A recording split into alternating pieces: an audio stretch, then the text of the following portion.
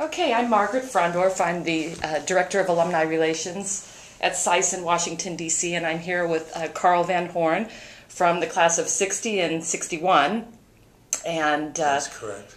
And so we are here on in March of 2011, and so we've got a couple questions for you. Fine, Margaret. So the first question that I'd like to ask is what brought you to SAIS? If you could just go back and tell us a little bit how that came about. Margaret, would you like the 1 minute answer? You can, anything you want. Anything you want to say. Well, you know, there was a 16th century French philosopher by the name of de Taillard who said if you want to know where you're going, it's rather important to know where you've come from. And that's perhaps where to start. In that I was born and raised in the farming community outside of Cleveland, Ohio. And I spent my first 18 years in that community. The one really trip that I made just away from that location was to go trekking in the High Sierra Mountains when I was 16, and also to go off to camp in New Hampshire. And I compare that with my life has been rather upside down, Margaret, in the sense that I've been married for 30 years, no children. My wife died, I remarried, and now here I am at 76 years of age with 3 boys, 18, 16, and 14. And already at their age they have more stamps in their passports than I have done in my entire life. But although I was born and raised in Cleveland in the farming community, in my family there was a genealogy of both what I would characterize as inquiry and openness to the world, and curiosity, and also there was an awareness of the world. For example, my grandfather was a professor of geology at Case University, which at that time was one of the leading engineering schools in the United States. And he traveled around the world collecting rocks, and those rocks actually, and those specimens, constitute the collection of the Cleveland Museum of Geology. And my father, who obtained a doctorate in metallurgy, actually spent several years, 2 years in Heidelberg, which was a center of metallurgical research at that time, learning German as a second language, you know, as well as being exposed to the best professors in the world. Go ahead. Are you sure? Yeah. So there was this spirit of inquiry and curiosity in my family, and also in their, you know, at that period, you might have characterized them as being citizens of the world, because they did speak several languages. They obtained information from the best sources. There was no internet at that time, and if you really wanted to gain information, you had to have those second and third and fourth languages. Now today, English is a lingua franca, and you have the internet. But that by way of deep background. But after my high school, I went to Yale, and my father had said to me that, and my grandfather both said that, in order to understand kind of the way the world works, it's important to have at least a working knowledge of engineering, of how things work. And with that basis and that experience, that can take you down many different paths of life. while I was at Yale, I studied engineering. I took 2 degrees in 4 years, a master's in business administration and a master's in engineering, which was 12 months a year. There was no vacation or anything like that. But I was very active in sport. In fact, I competed for Yale and Harvard against Oxford and Cambridge, and I, in turn, later on competed for Oxford and Cambridge against Yale. And as I graduated from Yale, the natural thing for people to do then, in my generation, was to go on to business school or law school at Harvard or Stanford or wherever else, and then practice their chosen profession in the United States. But while at Yale, as I said, I had the opportunity when I was a sophomore to spend 4 months traveling to compete in athletics around Europe. And then the only way you could do it was take a boat or a DC-3, which you remember was a 2-engine plane and had to stop every 2 hours. But that experience competing for the United States and traveling around Europe had an indelible impression upon me, because it made me aware that there was a lot going on. A lot going on that was very, very exciting, and that the world was going to become a smaller place. So rather than go to law school or business school in America, I made it possible for myself to go to Cambridge. My father was really opposed to this, despite the fact that he was a citizen of the world and had lived in Heidelberg, because he had a very clear idea of what the chosen Holy Grail was. So I had to make my own way, and I was very privileged to have a Marshall Scholarship and also a scholarship from St. John's College, Cambridge, where I spent 2 years. And there I studied politics, philosophy, and economics. Because as a result of my very intense period at Yale, I intuitively was made aware of the fact of what is now referred to as silo or modular thinking, to the exclusion of what was happening elsewhere, and the risks that encompassed. If you, although you were terribly versed in something vertically, if you weren't able to relate that vertical understanding to some sort of other silos or modules, there was a real gap in your knowledge and understanding of how things worked. While at Cambridge, that was a very interesting period in the early 50s, mid-50s, late 50s, because the European Union was being formed, the British Empire was disintegrating.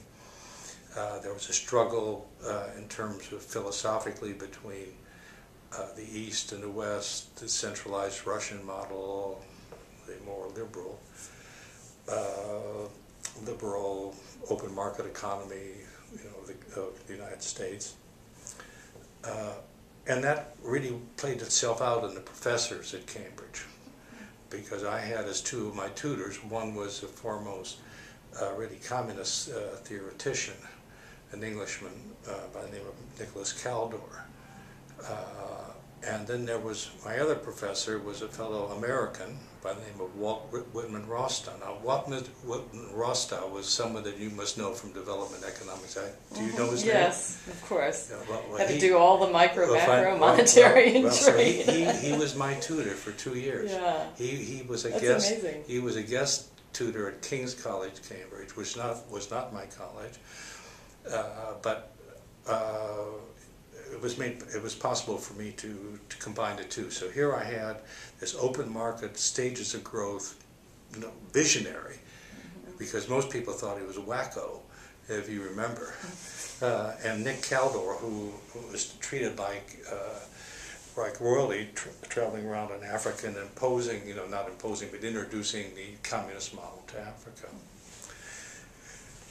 Excuse me, when my second year at Cambridge, the question was what next? And from the Cambridge experience, I had this awareness now of the world. You can kind of sense this. The world was a big place, and it was an exciting place, and it wasn't going to go away, and there were aspects of the world that I had not yet explored. And one aspect was a whole aspect of history. I didn't have any history, and I didn't have really any politics. So again, rather than taking the natural course, which would go back to America, yes, go to business school and so forth, I thought I would consider international relations. So I was able to determine which were the best schools, or the acknowledged schools in international relations at that time. So this was 1959, 58, 59. There was Imade in Geneva. There, of course, was Georgetown. There was a Woodrow Wilson School. There was this American University in Tempe. I forgot, that wasn't the exact name, but there was a school in Tempe. But there were about 5 or 6 of them. I think it was Thunderbird. Thunderbird. It was Thunderbird. And my brother went there. That's right. It was Thunderbird. Well, all 3 of these, of course, had their own particular attributes, but and certainly from a prestige point of view, and I think this is the most important part, that Johns Hopkins was not up there on the pick of the pops. It was the Woodrow Wilson School. You know, it was Harvard. It was Georgetown. It was not Johns Hopkins. That being said, I was particularly intrigued by Johns Hopkins for 2 reasons. One of which was the great interest that was shown to me by the registrar, whose name was Priscilla Mason. In that I sent her a letter and with some background and all the rest of it, and said I was interested in the school. And she made me feel as if I was really the only prospective student they had, the only prospective student. And that was, you know, very reassuring, because I was not able to come for an interview. I wasn't able to see the premises or anything like that. But with respect to the school itself and its approach to international relations, there were several things that really leapt out at me. First of all, I was obviously very, very alert to the opportunities that interdisciplinary studies provide in the core curriculum. And because of my already really quite broad education, the fact that there had to be a working knowledge in economics, in history, which was very important to me, out of a language sort, really rang loud and clear to me, authentically. The second was that SAIS Washington, and Bologna even more so, had a very small proportion of the professors or teachers actually were employed by the university. And I was particularly intrigued by the fact that at SAIS and at Washington, because you didn't have a bucket full of tenured professors, they would take the best person in development economics, for example. The best person at that time was a fellow by the name of John Adler, and John Adler was a specialist in Latin America.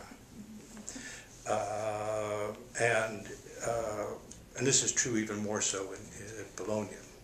So the fact that there actually wasn't a body politic of tenured professors was very important to me, being able to cherry pick.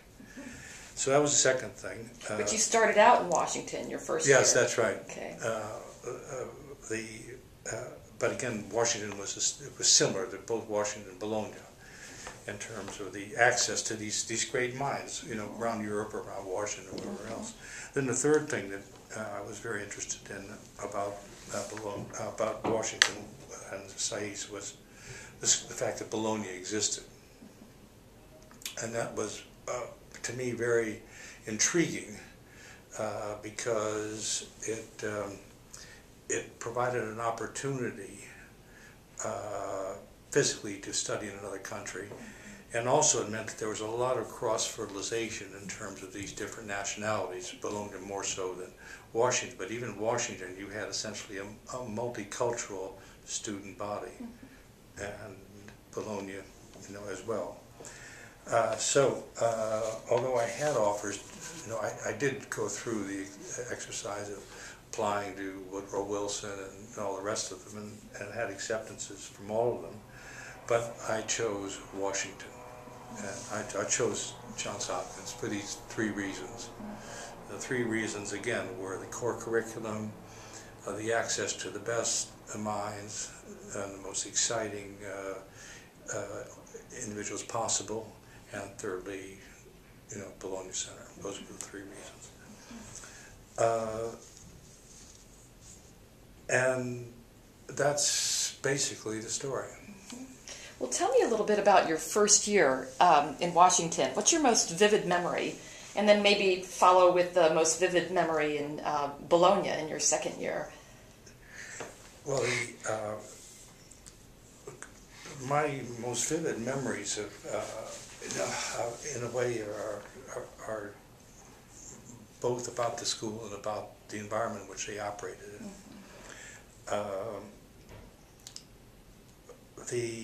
Being in Washington, irrespective of the fact that I've been elsewhere and lived elsewhere, was just an immensely exciting. Just immensely exciting. That's the only metaphor. Even though the campus was this building on Florida Avenue, and there were no student quarters and all the rest of it, and I lived just down the street. It was just an immensely exciting environment. Just going out and walking around Georgetown, and going to the museums and having all of that around the Smithsonian. It was just simply absolutely. Remember, Washington was the center of the world, and it was just the most exciting thing possible. And you had all this electricity. It was the Eisenhower years. It was just really, it's quite exceptional. I just don't think that, apart from the day-to-day living in a place like Moscow these days, could beat it. So there was a sense of excitement and all the rest of it associated with Washington. But with respect to the school itself, it's no surprise that there was this immense electricity. There was just it was just absolutely electric. Was there a memorable course in particular that first year? Well, I was going to go on to say that there was just as in terms of the background, there was, of course, a memorable course, but nothing was the openness to inquiry. Nothing was sacred. Everything was open for discussion. And I think environment is important. That's why I'm going to answer your question. But I think it's important that no matter what the course is, it's the context, the environment in which it's all happening. It's a bit like a bouillabaisse soup. But it was the openness. Anything was possible, and so forth. But and all the courses reflected that in terms of the inquiry, challengingness, all the rest of it. The most important, the course that had the most impact on me, though, was John Adler's development course. and I wrote my paper for him on the development of Mexico, which was a tremendous exercise for me in terms of learning and bringing all these things in together. So John Adler had just a profound impact on me, both in terms of, it really turned me on about economics and finance and politics and how it all comes together, and about the development of countries, which of course was then applied to Europe and all the rest of it. So John Adler was the man. And what about Bologna? That must equally as exciting. Well, it was all this, so I will not repeat what I've already said, except that you can multiply it. I think the one difference about Bologna is that you had in Bologna you had the this immense sense of culture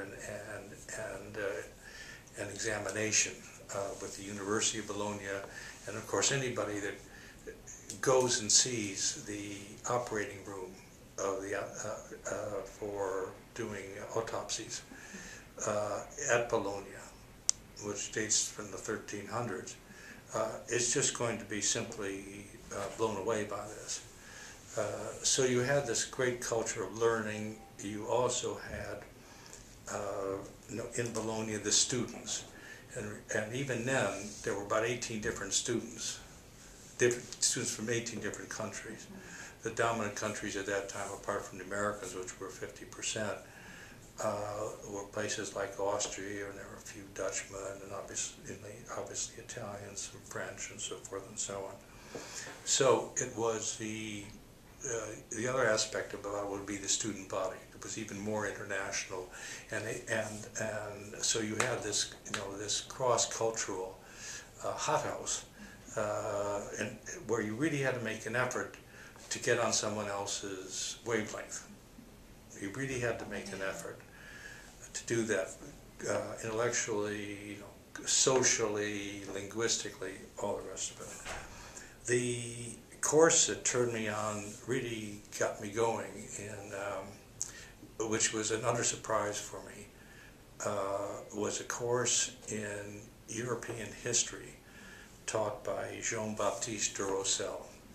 Jean-Baptiste de Roussel was a professor at Sciences Po in Paris, and he came down on the weekends. So it was Saturday and Sunday for his courses, which were held at the Via del Iorti. And de Roussel, he was in his 50s at that time, and he was absolutely the preeminent European historian, and he was very didactic in that he built up the understanding through an absolutely draconian attitude about the facts, and how one event perforce was preconditioned by what happened before. So you just had to understand where things were coming from and what the past was. And I always thought, up until that time, that history was not particularly relevant. It wasn't interesting, and so forth and so on. But halfway through that, the light bulb really went on about essentially cause and effect and all the rest of it. And as a result of de Roussel, what that imparted on me, and it was a whole school, it's this question about inquiry, was this curiosity about the world. It's just a big open place out there, and it's exciting, and don't fear change, and that sort of thing. And I think that's best summarized, Margaret, by my oral. At that time, you didn't have written exams. You did have written exams, but your main exam it's an oral exam. And it was held in that room that I referred to earlier, which was the anatomy room in the University of Bologna. So the three inquisitors, which were all professors, were on one side of the table, and then I was on the other. and it was, you can imagine, it was a very, overwhelming sort of experience. Intimidating. Utterly. And I was absolutely, peeing in my pants. Terrible. But it's just so happened that that particular year, which was 1961, was the 100th anniversary of the creation of Italy. And I had an economist, there was an economist, there was Duracell, and one other. The exams were 3 hours long. And I suggested that there'd be only one topic, and that we should talk about the creation of Italy. And the response to that was, well, Mr. Van Horn, this, generally speaking, is we are the ones who set the questions, not you. And this, in fact, this has never happened before. But rather than say no, we'd like to discuss it between ourselves. And you go out and come back in 10 minutes or so, which I did do. And they said, right, we'll do it. So we said, and they said, well, why don't you start? And then, what it did, Margaret, what it was an absolutely, I must say, I really prepared for that topic. I had intended to spring it because I was fascinated by it, and I thought it just brought everything together. So it evolved into a real tour de force that brought in the balance of power, the economics, the religion, you name it. It was just simply everything. And afterwards, at the end of it, they said, well, Mr. Van Horn, we want to tell you that this has been the most exceptional experience we've had, and we're giving you the highest grade we've ever given for it. But it was really that particular oral examination set the stage for the rest of my life, because it brought it all, it simply brought all those together. It's a wonderful story. The question then, Margaret, was, you might say, well, what did I do with the rest of my life? I think that's another question, isn't it? Talk about your, sort of the pathway. Yes, well, you can see it. That's why I've perhaps taken too much time, but I think it's important to kind of get the sense of it. So here I was in Bologna, Italy, far away from the employment market in the United States. Now we're talking 1961, 1962. There was a period of recession in the United States, a lot of uncertainty, all the rest of it, Cuban Missile Crisis, and heaven knows what. And I really didn't know what I wanted to do with all of this. In fact, my father sent me a letter and said, well, now that you've had all this education, what are you going to do with it? Type of thing. And I really didn't really know what I wanted to do. What I wanted, I knew I wanted to do something that was international. I knew that,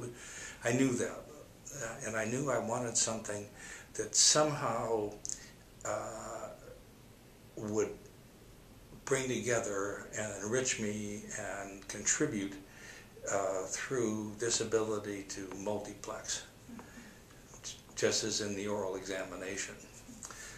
So I said, well, I don't want to know what I'm going to do. It's got to be international. It's got to have, cross stuff. So therefore, I wrote to the 5 preeminent banks at that time, the preeminent consultancy firm, which was McKinsey, the preeminent banks, which were J.P. Morgan, particularly, Diplomatic Service, and then General Motors, Alcoa, and United States Steel, all of which now, of course, are history, the international departments. And I then went back to America and had interviews with all these people for about 6 months or so. And I had, the only way I could come to terms with it was to take the best one in each category and see how they compared. So I had an offer to go on what is then considered a fast track in the diplomatic path. J.P. Morgan, which only at that time hired 8 people. U.S. Steel, which was the preeminent international company, believe it or not then. And then McKinsey and Company. And I hesitated between J.P. Morgan and McKinsey because the reason I hesitated between the two of them was because, in a way, the essence of their service was the same, in the sense that they would bring together a lot of information and then make decisions about it and counsel about it, whether it's to a corporate client or making an investment decision. And I had a conversation with the placement officer at Yale at the time. And he said, well, Carl, you know, your dad was absolutely right about engineering. You've been absolutely right about international relations.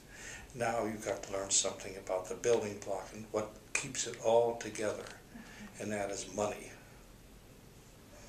So we said, you go to J.P. Morgan. That's what he said. I recommend that you do that, which is what I did. Now the interesting thing about that, Margaret, is that at that time J.P. Morgan only hired 8 people. J.P. Morgan did not hire graduate students. J.P. Morgan did not have a training program. J.P. Morgan paid $2,000 a year, but you did have free lunches and everything, that sort of thing, and dormitories. And when I went for my final interview at J.P. Morgan, who was I interviewed by? By the chief executive. The chief executive was Thomas S. Gates. Thomas S. Gates was born to the manor in Philadelphia, Drexel Harriman, Secretary of Defense under Eisenhower, and now the chief executive of the most powerful bank in the world. And it was a partnership then, and the head of personnel took my resume, and it was so different that he took it and showed it to Mr. Gates.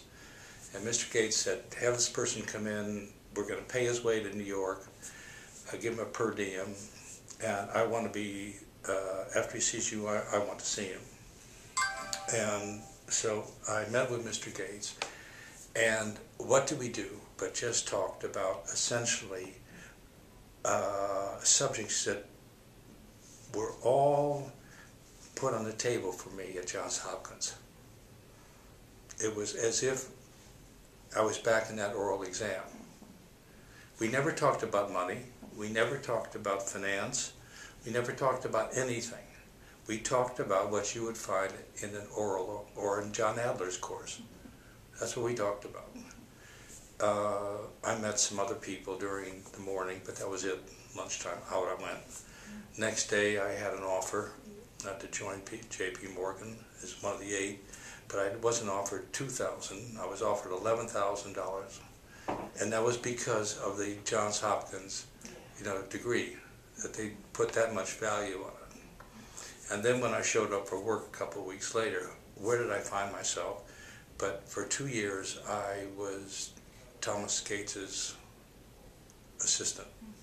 And so I carried his bags and did his notes and all the rest of it. And you talk about an opportunity to be introduced to the world and everything else. But that wouldn't have been possible had it not been for the build, and specifically the fact that Johns Hopkins, Bologna, brought this all together. I just simply could not have commanded that space in his world. It would have been too narrow. It would have been too narrow. And for the rest then, that was my first job. What a story. And then that quickly moved on, and I'll just quickly move it on. But that was, and then by that time I was now about 29 or 30. you know, if you had to offer a lesson to a student now, and given the immense experience that you had and the relationship between understanding the world and your first job, and moving forward, is there one piece of advice that you could offer today's graduate? Yes. And what do you think they might be? What do you think it might be, Margaret, from what we discussed? What would you say? Understanding the world and all of its pieces and how it comes together. That's it in a nutshell. That's it. But I do. One of the thoughts that come to mind would be the same sort of conversation I might have with my own young children. I think I agree with you, obviously, about this globalization. And I think it's terribly, terribly important now for any graduate, whatever their specialization have been, as a graduate of SAIS, that they need to put themselves into an experience situation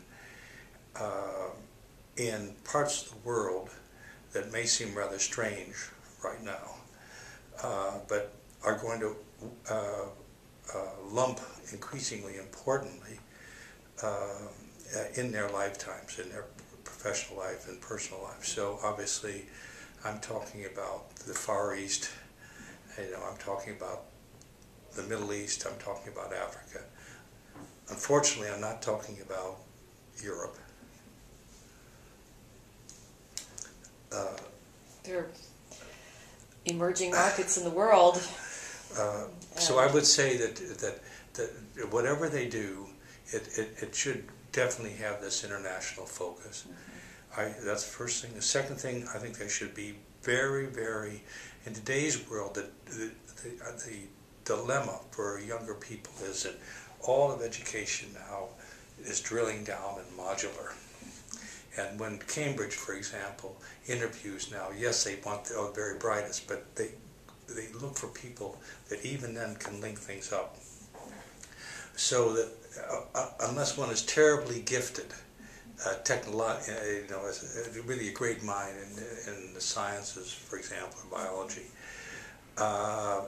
to put themselves in a situation where they're being exposed to a lot of number of different considerations or inputs, just not what's going on in biology, but to drill horizontally in terms of building themselves out rather than because what you learn today vertically is going to be history tomorrow, and you can always build it back with the internet.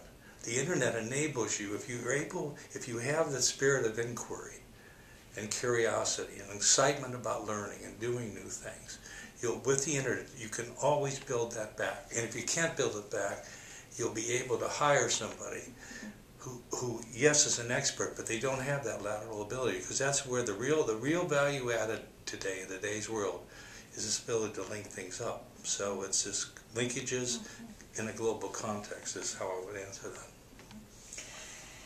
Well, that is, in many ways, the tradition of SAIS carries on, because the broad understanding and the linkages that you describe very much continues at SAIS today. There is some drill down, there's no question about it, and that's essential.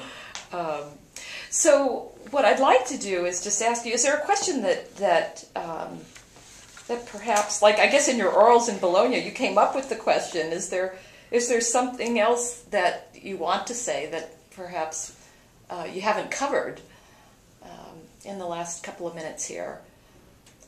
Or with a couple of minutes. Or something fun, something social, something memorable in that regard as well. That yeah.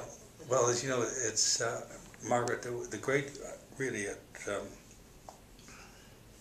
yes, I think there really is.